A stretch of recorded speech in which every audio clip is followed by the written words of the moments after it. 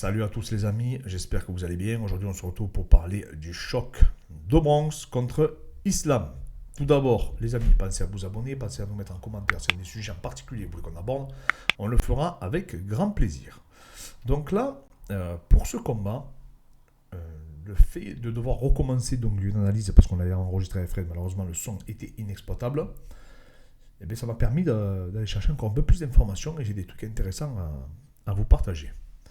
Donc déjà, quand on va parler de la forme des deux combattants, aujourd'hui, ce qui est vachement intéressant avec ce combat, et ce qui n'arrive pas fréquemment, en fait, en tout cas pas si fréquemment que ça, c'est le run des deux adversaires. C'est-à-dire, il y en a un qui a 11 victoires d'affilée, c'est Do Bronx, et un qui en a 10. Un qui n'a pas perdu depuis, il me semble, 7 ans, et un qui n'a pas, donc Islam, et un qui n'a pas perdu depuis 5 ans. Donc en fait, les deux sont à leur apogée, les deux sont dans leur forme de leur vie, je pense. Hein. Alors après, peut-être qu'on apprendra par la suite qu'ils avaient un pépin, bon ça c'est tout à fait possible hein, aussi, également. C'est des choses qui peuvent arriver fréquemment. Mais en tout cas, voilà, ça ne serait pas la première fois que des combattants ou ces combattants combattent du coup avec des pépins physiques. Déjà, ce qu'on va faire, c'est. Je vais parler un peu des points forts des deux qui, selon moi, pourraient faire réellement la différence. Alors, si je devrais dire le point fort d'Islam par rapport à Charles, qui ressort, c'est la lutte. Même si Domon c'est un très bon lutteur, je pense qu'on est tous d'accord pour dire que Islam est meilleur lutteur que Domon. Par contre, ce qui ressort pour Charles, du coup, c'est son niveau en boxe et son niveau au sol. Je rappelle qu'il a le record de soumission à l'UFC et il a énormément de KO et de TKO également. On l'a bien vu, il a fini tous ses derniers combats. Il a été impressionnant de puissance dans ses derniers matchs. Donc ça, c'est pareil, on va dire sur la triangulaire du MMA, même si ça reste du MMA, on est bien d'accord, hein, donc il faut être capable de tout mixer. Et sur les transitions, je trouve que les deux sont très forts. Eh bien, je pense que Do Bronx a un peu plus d'armes. Maintenant, on va analyser aussi également les runs de chacun. Alors, bien sûr que le run de Do Bronx est supérieur. C'est tout à fait normal parce qu'il a affronté beaucoup plus de mecs du top 5. Il a affronté beaucoup plus de mecs mieux classés. Et surtout, il a affronté les meilleurs du moment et ses challengers. Donc, que ce soit Chandler, Gage, Poirier, Tony Ferguson, qui était classé numéro 1 ou 2 à ce moment-là aussi également. Kevin Nick, je crois, était 5e ou 6e. Donc voilà, Do Bronx, il a eu vraiment un run qui est assez exceptionnel. Islam, quant à lui, bon, mais c'est vrai que quand on regarde les stats, il n'a pas jamais eu un top 5. Voilà, son run peut être vachement remis en question. Voilà, il a battu, je sais plus, il y a eu un truc là, les statistiques sur les top 15 et tout. Mais, pour moi, il a deux combats références. C'est Nick Lenz et alors Saroukian c'est compliqué parce que le mec avait 22 ans, on le prévient 4 jours avant, c'est son tout premier combat de l'UFC, on y met Islam et franchement il s'en est très très bien sorti parce qu'il est sorti de toutes les positions défavorables, mais j'y reviendrai par la suite. Et après il y a un combattant aussi qu'on peut prendre un peu comme référence, c'est Thiago Moïse, parce que Thiago Moïse c'est quand même un bon grappleur. Alors, Islam a eu des mauvais moments, si je puis dire, lors de ce combat, mais il a quand même montré de très belles choses. Il a surtout montré qu'il était extrêmement stable et qu'il avait des gros contrôles. Donc, du coup, je me suis dit, voilà, si je suis le coach d'Islam, si je suis le coach de Do Bronx, comment je fais pour battre l'un et l'autre?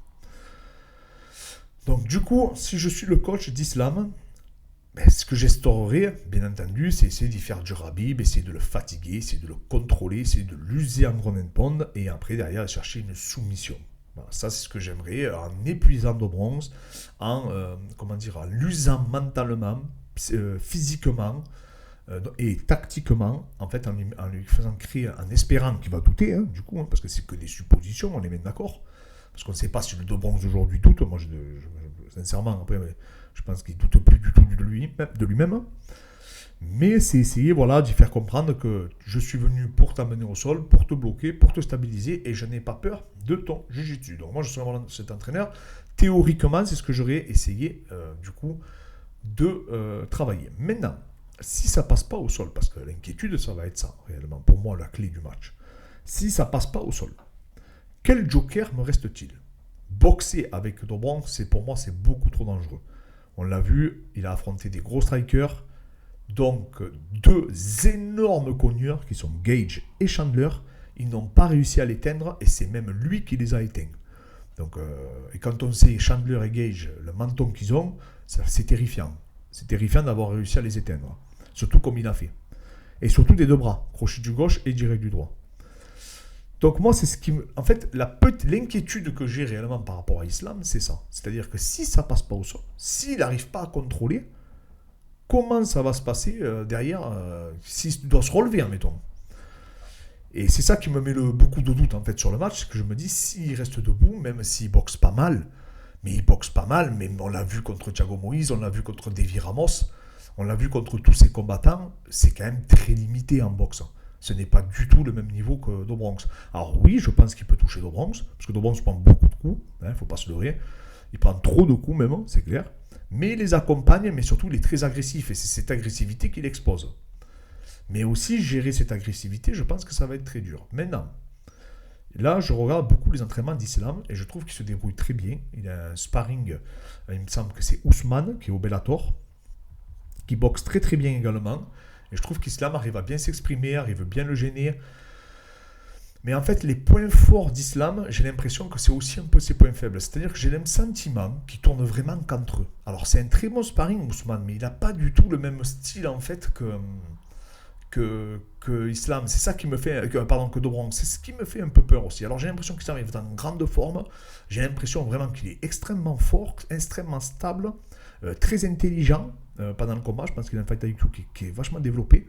Mais le problème qu'il y a, c'est que quand je les vois tourner en grappling, quand je les vois tourner au sol en lutte, etc., même s'ils ne dévoilent pas tout, on est bien d'accord, mais il y a des trucs qui me font peur. C'est-à-dire que j'ai pas l'impression que les mecs s'enroulent comme il fait Do Bronx, je sais pas. Je sais pas réellement. Les échos que j'ai eus, en fait, on m'a dit qu'ils s'entraînaient vraiment quasiment qu'entre eux. Donc ça aussi, ça me fait un peu peur, quoi. Ça me fait un peu peur, je vous dis, parce que c'est difficile de reproduire le style de Do Bronx. Si t'as pas un mec ultra agressif et ultra flexible sur le dos, ça peut être compliqué. Maintenant, comme je vous dis, par contre, Ousmane est très fort. Alors, il me semble que c'est Ousmane, j'espère que je dis pas de bêtises, mais voilà, c'est lui qui est au Bellator, qui va d'ailleurs combattre dans pas très longtemps aussi également. Mais je trouve qu'il donne une véritable opposition, Islam, et il montre de très belles choses.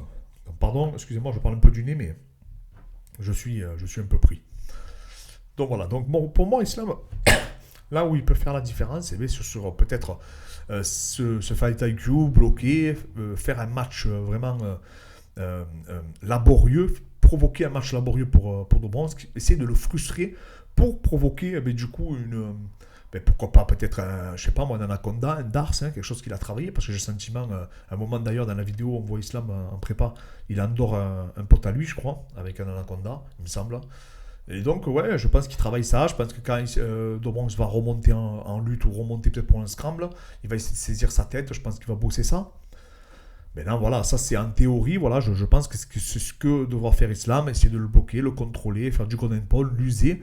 Je vous dis, l'user aussi bien psychologiquement que physiquement pour essayer, après, arriver un moment, placer du coup cet anaconda ou prendre le dos et le soumettre, voilà, en faisant parler peut-être sa puissance physique.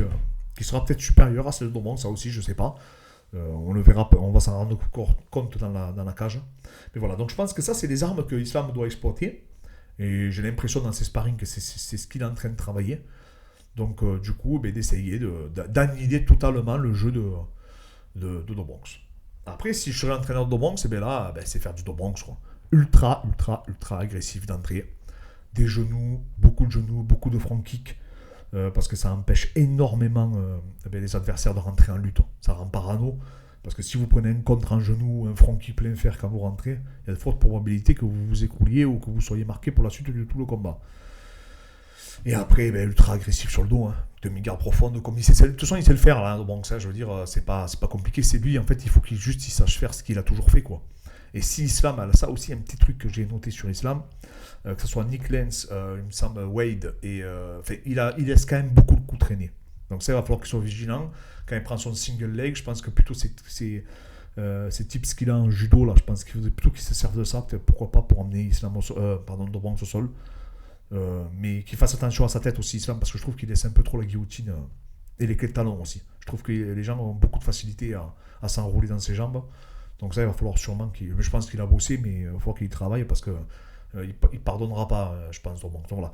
Donc en fait, être ultra agressif. Si Dobronx est ultra agressif, comme il a été contre Gage, Poirier et Chandler, et je pense qu'il n'y a aucune raison qu'il soit moins contre Islam, étant donné qu'il n'aura pas peur du punch d'Islam, et que lui, par contre, Dobronx, il en a rien à foutre de tout dessous, et bien là, à ce moment-là, c'est vrai que ça peut poser des gros problèmes à Islam. Il ne faut pas se leurrer, parce que l'agressivité, rentrer en lutte sur le timing et rentrer en lutte par dépit, parce que le mec vous rentre dedans, il y a un monde entre les deux. Donc je pense qu'il a ce coup à jouer là, et pourquoi pas carrément s'asseoir. C'est-à-dire commencer le combat, s'asseoir, quitte à perdre le premier round, mais juste pour évaluer le niveau d'Islam au sol, et là on aura notre réponse. Parce que je vous dis, pour moi, ce qui va vraiment... Là, je vous dis, ce qui pour moi vraiment peut faire la différence, alors je vous dis, après, ils vont faire un match de boxe, même ça va être un match de boxe pendant 5 rounds, mais ce que je pense, sincèrement, c'est le niveau d'Islam au sol qui va faire le match.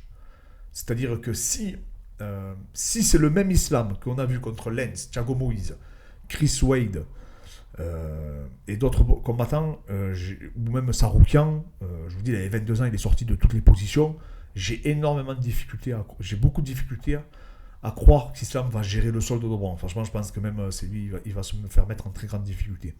Par contre, si Islam ne nous a pas tout montré, et que c'est le Islam dont témoignent Khabib et Javier Mendez en disant qu'il a battu tout le monde et qu'à l'entraînement il roule sur tout le monde, mais là effectivement, moi ça me hype. Ça me hype de le voir à l'œuvre avec Dobronx sur le dos. J'ai hâte de voir ça. En fait, c'est mon interrogation du jour. C'est-à-dire qu'aujourd'hui, le seul doute que j'ai, parce que je me suis retapé du coup les combats d'Islam et les combats de Dobronx, le seul doute que j'ai, c'est les dires de Javier Mendez et de Khabib. Et je pense qu'il n'y a pas de fumée sans feu. Alors oui, je sais, vous allez me dire, oui, mais ils disent que Khabib n'a jamais perdu un round, mais là ils disent qu'Islam l'a battu pendant des rounds. Oui, mais ça fait des années que les gens disent qu'Islam bouscule gravement Khabib. Donc je ne serais pas étonné que ce soit vrai. Et même il y a beaucoup de gens, nous on s'entraîne avec un russe qui nous disait que déjà à l'époque les gens parlaient d'Islam, disaient qu'il était très très fort. Donc je pense qu'il n'y a pas de fumée sans feu, je pense que c'est un mec qui est très très fort. Mais j'ai hâte de voir du coup son niveau s'exprimer. Parce que comme je vous dis, quand il a eu de l'opposition en grappling, il n'a pas été tranchant, je trouve. Donc c'est ce qui me fait un peu peur pour lui en fait. C'est-à-dire qu'il s'est fait prendre le dos, il s'est fait amener au sol par Moïse. Pareil, je vous dis, contre Nick Lenz, c'était laborieux quoi. Même contre Wade et tout, c'était quand même laborieux. Alors que Dobronx, on dirait qu'il est réellement en pilote automatique. Donc non, c'est ça. C'est la véritable différence aujourd'hui. C'est cette interrogation. En fait, l'élément principal qu'on a de comparaison, c'est que Dobronx, on l'a vu contre le plus haut niveau et on l'a vu régler les mecs, donc les éteindre avec Gage, comment il s'appelle, Chandler, et carrément, pareil, Poirier arrivait à le faire courir à la fin du premier round, parce que je rappelle que j'avais partagé la fin du premier round, allez la voir contre Poirier. Poirier l'a connecté, il me semble, 2 fois, et c'est Poirier qui recule. Donc Bronx le harcèle, il met des coups de genoux, des coups de coude, il en prend plein le visage aussi. Poirier ne pensait pas que c'était une partie de plaisir. Donc, et après, derrière, pilote automatique, quand il est au sol, il le soumet, mais on a l'impression que Poirier, limite, il n'a jamais fait de sol, quoi. La façon dont il fait le sac à dos, c'est impressionnant de facilité. Donc en fait, on a des références par rapport au top. Le problème qu'on a avec Islam, nous tous, en tant que spectateurs, c'est qu'on a moins de références. On a des on-dit. Et après, quand il a affronté des véritables opposants, comme Saroukian, je pense aussi à Mansour, même si c'était un début de carrière, mais donc des opposants qui ont un nom, qui sont solides, mais là, à ce moment-là, solide, je parle au sol, et en lutte et tout, et on l'a vu se faire bouger, on l'a vu se faire mettre en difficulté, on a vu Saroukian scrambler sur une guillotine et renverser Islam, on a vu Saroukian aussi le faire tomber, même si Islam a fait un gros scramble, il a quand même amené Saroukian à amener Islam au sol. On a vu Islam avoir beaucoup de difficultés à stabiliser Saroukian, enfin en tout cas bien plus de difficultés que Gamrot en a eu. Donc non, et c'est un Saroukian d'un tout autre niveau qu'a affronté Gamrot. Donc c'est ce qui me fait un peu peur. Maintenant, j'ai envie d'y croire, j'ai envie de me dire que tout ce qu'on dit sur lui et le bien qu'on pense de lui, c'est vrai. Donc voilà, je ne vais pas regarder que ces matchs, parce qu'il y a des combattants qui ont cette capacité à élever leur niveau quand ils arrivent au plus haut niveau du coup. Et peut-être qu'Islam en fait partie. Peut-être qu'en fait, il ne nous a pas tout montré et que là, ce jour-là, il nous montrera. Donc voilà, les amis. Donc, Là, les deux s'affrontent à leur apogée. Je vais vous livrer mon pronostic. Mon pronostic, c'est une victoire avant la limite de Do Bronx dans les 3 premiers rounds par KO ou TKO. Ou peut-être une soumission après avoir connecté Islam. Mais voilà. Je vais rester objectif en fonction des résultats de chacun dans leur dernière échéance. Et je pense que Drobonks a l'avantage. Et je pense qu'il va prouver qu'il. La dernière fois contre Gage, quand ils ont levé sa ceinture et tout, je pensais que ça allait avoir un effet sur sa psychologie. Et vu comment il a terminé Gage, je me dis, mais je vois pas qu'est-ce qui peut arrêter ce gars-là.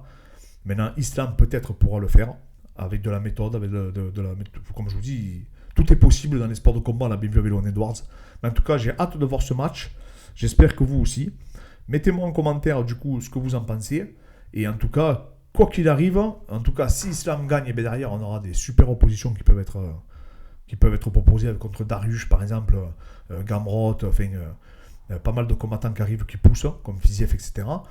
Ou Do Bronx, après, confirmera. Après, si Do Bronx gagne là, je pense que ça va être très compliqué pour tout le monde pour la suite. Voilà les amis, mettez-moi en commentaire ce que vous en pensez, qui vous voyez gagner, comment vous le voyez gagner. Et je vous dis à très vite.